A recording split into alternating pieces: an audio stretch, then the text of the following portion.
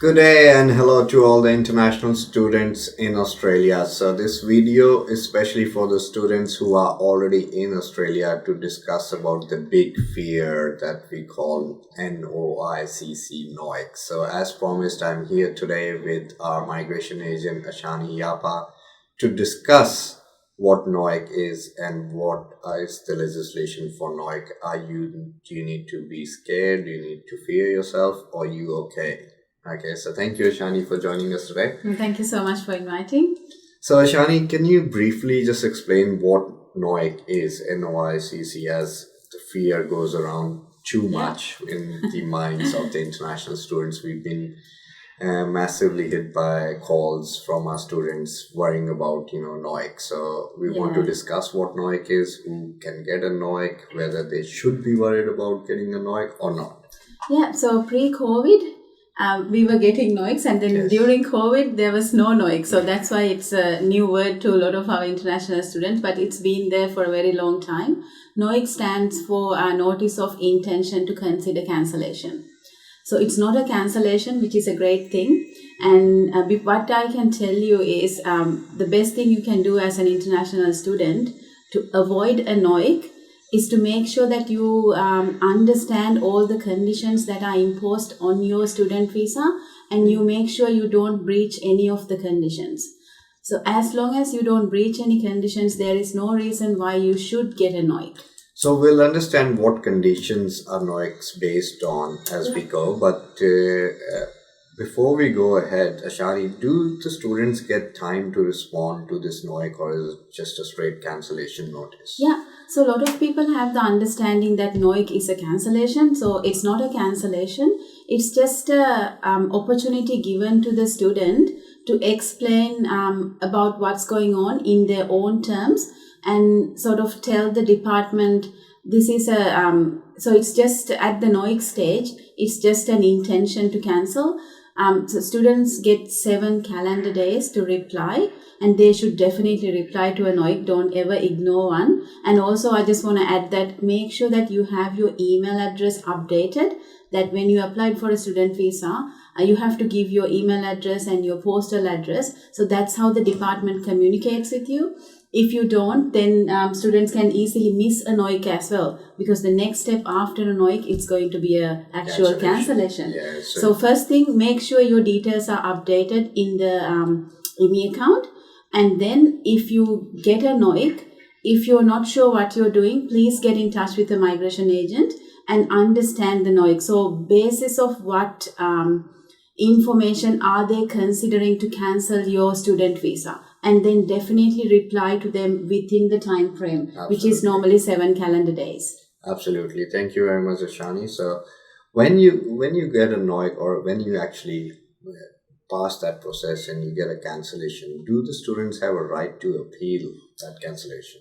Yes. So if an applicant believes that there's a jurisdictional error in the cancellation notice, then there is ground for appeal. They can lodge AAT, Administrative Appeals Tribunal. But once your visa is cancelled, then you become unlawful. So we have to also keep in mind that we have to try not to go to that stage. But if that ever happens, yes, the students do have the opportunity to appeal the cancellation, but they will have to unfortunately go into a bridging visa E. Okay. So bridging visa is not a happy feeling. So definitely we don't want to jump in there. But that's right. There are grounds to fight, in your case, even if that happens. If you believe that you have genuine reasons. Absolutely. Yes. Thank you very much, Ashani. Now, most of the conditions on a student visa that we discuss about, is work limitations or maintaining health or updating your provider address and maintaining your health insurance. But there's one condition which obviously catches our eye that leads to NOICC most of the time, which is the condition 8202. So we'll discuss with Ashani what this condition means and which are the basis of most of the visa cancellation or NOICC. 8202 is the magic number you need to watch out on your visa. Before we go there, I just want to show you something. So that's normally what your visa grant looks like, and that's where the conditions are listed, because a lot of our students come and tell us, oh, we don't know what conditions are there. There are about 10 conditions. Some of them are mandatory and some of them are discretionary that can go on to your student visa. So yes, 8202 is one of them. I'll quickly explain what 8202 as simply as possible without using a lot of legal jargons. So 8202 means, number one, you have to make sure that you always stay enrolled in a registered course that was granted for, well, this course must have been at the same AQF level based on which your visa was granted. So, for example, if your visa was granted for a bachelor's degree level, then you should always maintain enrollment at a bachelor's degree level. Or higher. Or higher, yes. Absolutely. So, it can be at the same level or higher, and you must maintain this enrollment throughout your student visa validity.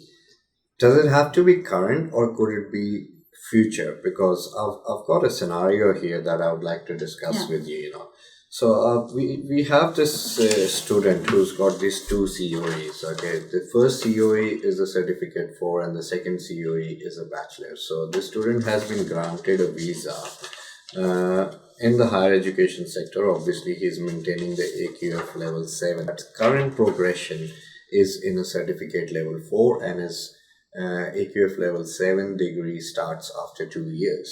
Right? So it's a COE, it's a commitment to study in the future. Whereas there's another student who is only holding a bachelor degree and on the same AQF level. Both of them are on the same visa conditions. Both of them hold a COE for an AQF level 7. Okay. So what is the difference between the two holders who's currently studying a certificate 4 and will be studying a AQF level 7 degree in the future versus a student who's studying AQF level 7 right now?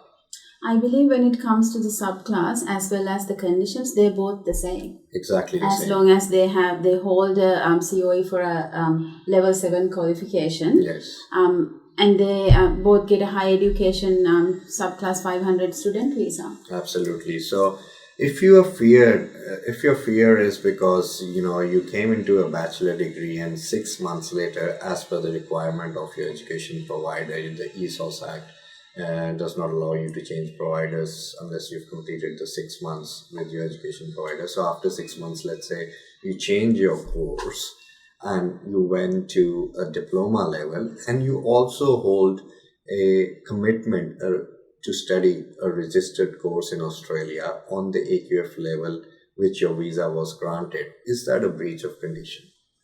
I don't think so. I don't think so either. So it's the case scenario that we already have in hand, who were granted those same visas from the very beginning. That's right. And also, as a registered migration agent, I can't really promote change your course just to get permanent residency. Absolutely but these not. students are very young. They're Yes. 18, 19. Sometimes their parents want them to study something which they don't like, and they come to Australia and they realize this is not my passion. So we should allow them to change their mind and do something, not just because of they want PR, because they change their mind and they find something that they like studying. And changing the course is not for the immigration to look into the matters. I think it's a matter between the education providers. That's right, yeah. And as long as a student makes sure that they know where the conditions are listed, they read, they understand. If they don't understand, get further help. Yes. And make sure your conditions are not breached at any point, then you don't need to worry. You have to understand why you came to Australia and you have to fulfill the requirements of that. Absolutely. Is there a difference between the legislation and the ESOS? So changing course, is that a legislation, Ashani, where it's listed anywhere that they can change the course or not?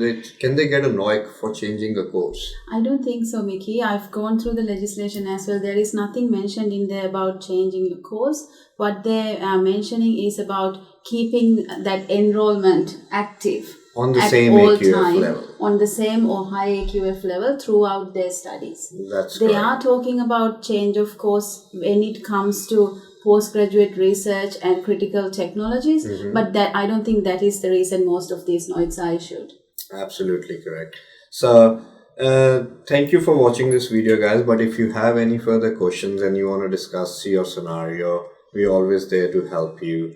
And if you are one of Sirus migration students, you're more than welcome to book an appointment, a free consultation. If you came to study in Australia and we were your migration agents, we promise you we will give you a free consultation with one of the agents to get rid of the fears that you have in your mind. As long as you're not doing anything wrong, you should not be worried. If you are still worried, you are scared, you have a fear, give us a call. We'll book you in an appointment and discuss your scenario just to check and make sure everything is okay. Yeah, right. Thank you very much, everyone. guys.